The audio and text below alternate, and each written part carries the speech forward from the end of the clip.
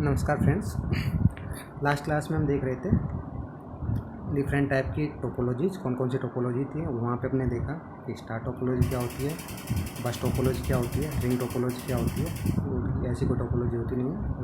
एक देखिए अपने मैथ्स, हमने देखा कि इनका फिजिकल डायग्राम कैसे बनता है, फिजिकल अपीयरेंस कैसे बनता है, उसके आधार पर हम बोलते हैं इसको कि ये किस टाइप की टोपोलॉजी। आज हम देखेंगे कि हर एक टोपोलॉजी का क्या एडवांटेज है और क्या डिसएडवांटेज है।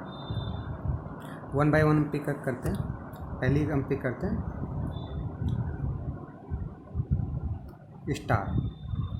स्टार। जैसे अपन ने देखा था कि एक सेंट्रल डिवाइस होती है जिसको हम हब बोलते हैं।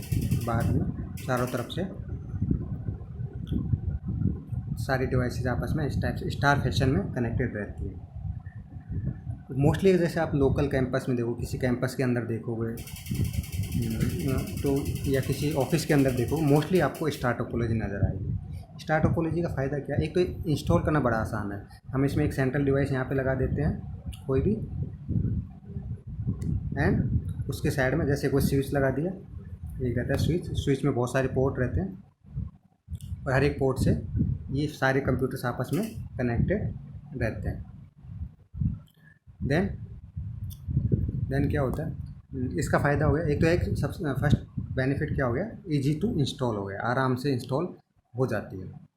दूसरी चीज़, मान लो कोई कनेक्शन, दूसरा जो बेनिफिट है इसका, तो मान लो ये कनेक्शन यहाँ से ब्रेक हो गया, ठीक है, ब्रेक हो गया तो ओनली इस मान लो कंप्यूटर है C4 या C1 है, C2 है, C3, तो ओनली C4 जो ये है कंप्यूटर, इसकी कनेक्टिविटी ब्रेक होगी। बाकी जो नेटवर्क है वो इंटैक्ट रहेगा। इंटैक्ट रहेगा मतलब कि C1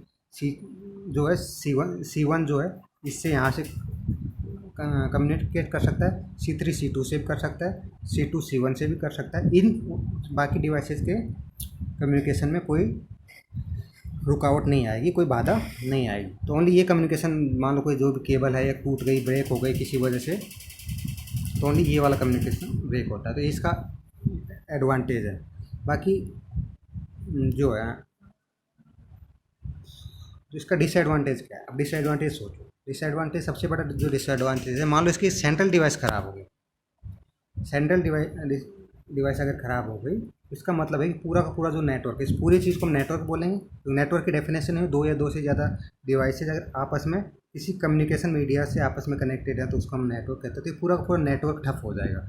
कोई भी device C1 C2 C3 C4 कोई भी डिवाइस जो थी आपस में एक दूसरे से कनेक्ट नहीं कर पाएगी,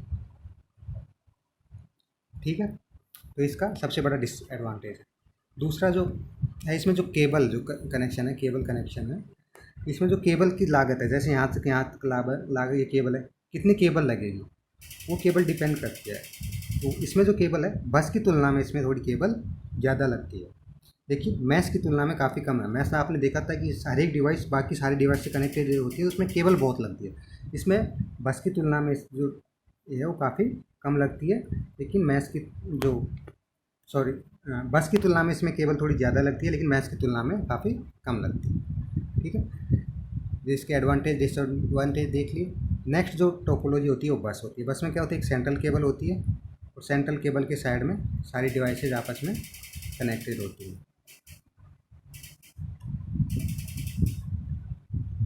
तो इसका सबसे बड़ा एडवांटेज ये है कि इसमें जो केबल लगती है सबसे कम लगती है। मिनिमम कोई कोर केबल रखेंगे और उसको आपस में कनेक्ट कर देंगे। तो इसलिए सबसे इसका बड़ा बेनिफिट यही है कि इसमें केबल बुकिंग की रिक्वायरमेंट बहुत कम होती है, ठीक है।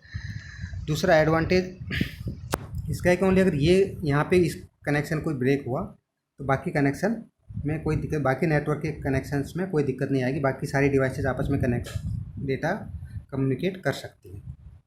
तीसरा है, इसको जो फर्स्ट टाइम इंस्टॉलेशन करते हैं तब तो कोई दिक्कत नहीं आती है, आराम से इजी टू इंस्टॉल है फर्स्ट टाइम इंस्टॉलेशन।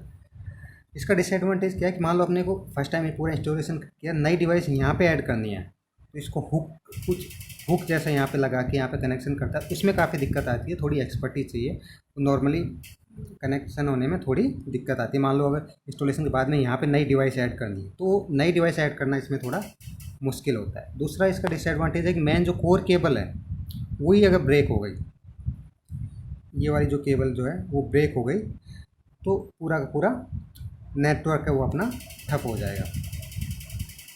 ठीक है, नेक्स्ट जो था वो है रिंग।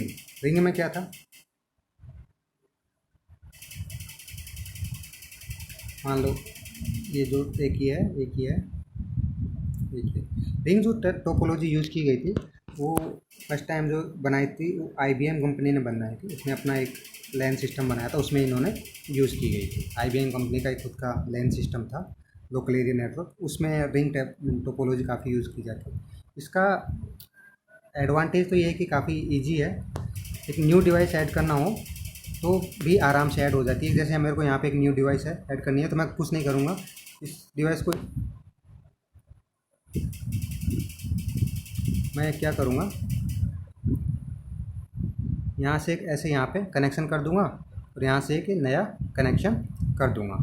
ठीक है, और ये बीच वाला जो कनेक्शन है इसको मैं मिटा दूँगा, ये वाला जो है इसको हटा के इसको ही यहाँ पे एक्चुअली यहाँ पे कनेक्ट कर दूँगा, तो ये न्यू डिवाइस आराम से कनेक्ट हो जाती है इसमें। लेकिन वही सेम प्रॉब्लम डिसएडवांटेज इसका है कि मान लो ये डिवाइस पूरी यहाँ से ब्रेक हो गई, यहाँ से ब्रेक हो गई, ये वाली केबल जो ब्रेक हो गई तो पूरा पूरा नेटवर्क ठप हो जाएगा, कोई भी डिवाइस एक दूसरे से कनेक्ट नहीं कर पाएगी। ये इसका डिसएडवांटेज। ठीक, सिक्योरिटी वाले अगर फीचर देखें इसमें, सिक्योरिटी में ये है कि हर एक डेटा बाकी सब डिवाइसेस के, जैसे यहाँ से कोई डेटा यहाँ से अगर मान लो कोई डेटा यहाँ से यहाँ डेटा ट्रेवल कर रहा है, बाकी सब डिवाइसेस के थ्रू जा रहा है, तो उसमें थोड़ा चांसेस रहता है कि डेटा चोरी होने का, डेटा मैनिपुलेट होने का, वो भी एक इसमें दिक्कत है। ये वाली दिक्कत सब में आपको नज़र आएगी, बस वाली में थोड़ी आपको ये दिक्कत नज़र आएगी, और टोकन जो अपना स्टार वाली, क्योंकि सारा का डेटा जो था सेंट्रल डिवाइस से जाता था, तो वो थोड़ा कहीं ना कहीं अपने पास जो ये केबल है सब लोग शेयर कर रहे हैं। जब जहाँ भी हमें केबल दो या दो से ज़्यादा डिवाइसेस के बीच में शेयर करेंगे तो वहाँ सिक्योरिटी वाला इशू भी अपने को देखने को मिलेगा। जो लास्ट वाली थी जो थी अपनी थी मैश।